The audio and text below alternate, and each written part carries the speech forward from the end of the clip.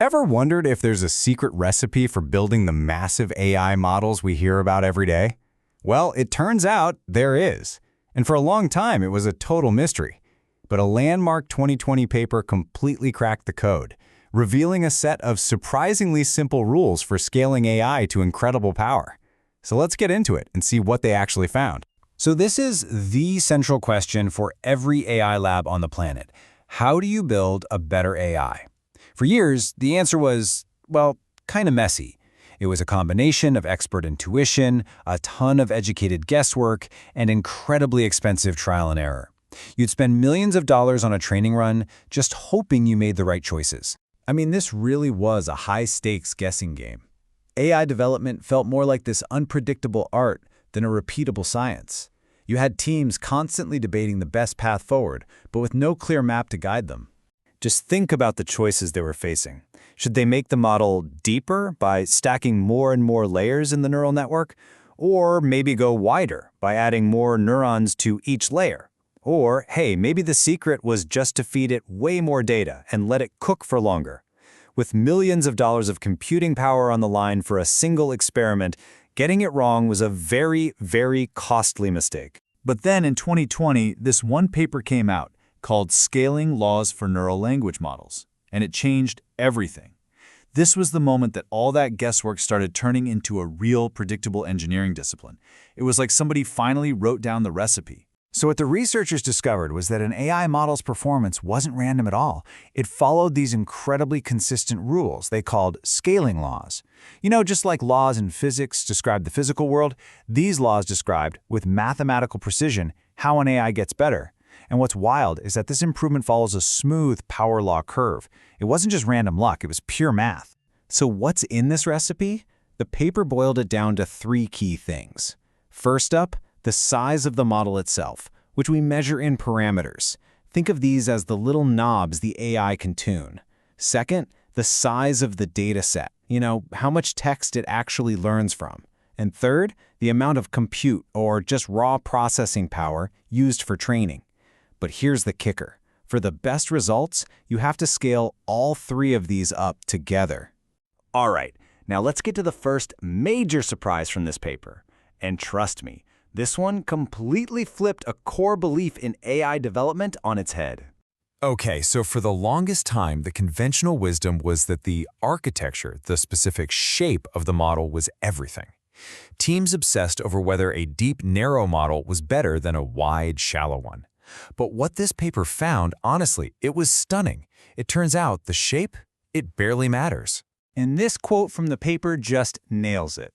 As long as the total number of parameters, the overall scale, is the same, it doesn't really matter how you arrange them. A model with 6 layers can perform just as well as one with 48 layers, as long as they both have the same total parameter count. It's the total size of the house that counts, not the specific floor plan. Okay, that was surprise number 1. But the paper's biggest revelation, the most counterintuitive secret of them all, tells us how to use our resources in the most efficient way possible. And I'm telling you, it is not what you'd expect. Let's do a quick thought experiment. Picture this. You're an AI researcher. Your boss walks in and gives you 1,000,000 times more compute power, a huge budget increase. How are you going to spend it to get the best AI possible? Now, the intuitive answer, the one most of us would probably come up with, is to, spread it out evenly, right? You'd invest 1/3 into making the model bigger, 1/3 into gathering more data, and 1/3 into training the model for longer. It feels balanced. It feels logical. Yeah, but according to these scaling laws, that balanced approach is completely and utterly wrong. Check this out. This is the optimal allocation the paper discovered. For the most efficient training, you should pour the vast majority of your new resources, we're talking around 80%, into making the model vastly larger.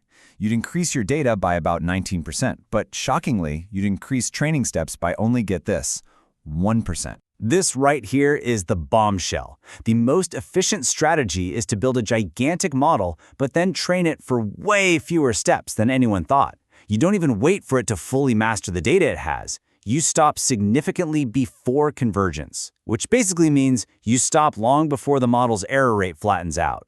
It's kind of like teaching a genius a subject for just a few weeks instead of trying to teach an average student for a whole year. That genius just learns faster and way more efficiently. And this effect is so predictable, you can actually put a number on it. The formula shows that every time you double the number of parameters in your model, you can reliably expect to cut its error rate by about 5%. This wasn't a fuzzy feeling anymore. This was a dial you could literally turn to get better results. So, look, the big takeaway here is that these findings didn't just offer some new tip or trick. No, they fundamentally changed the entire game for AI development.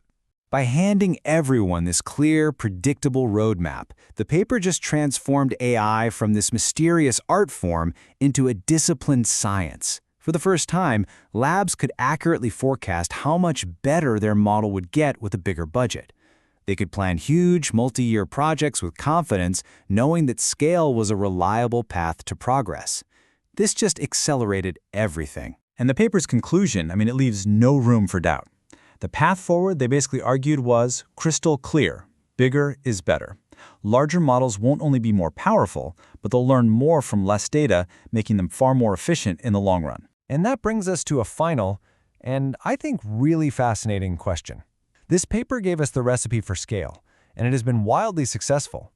But if making models bigger is a largely solved engineering problem, what other ingredients, what other fundamental breakthroughs are still missing to get us from these incredibly powerful models to something like true general intelligence?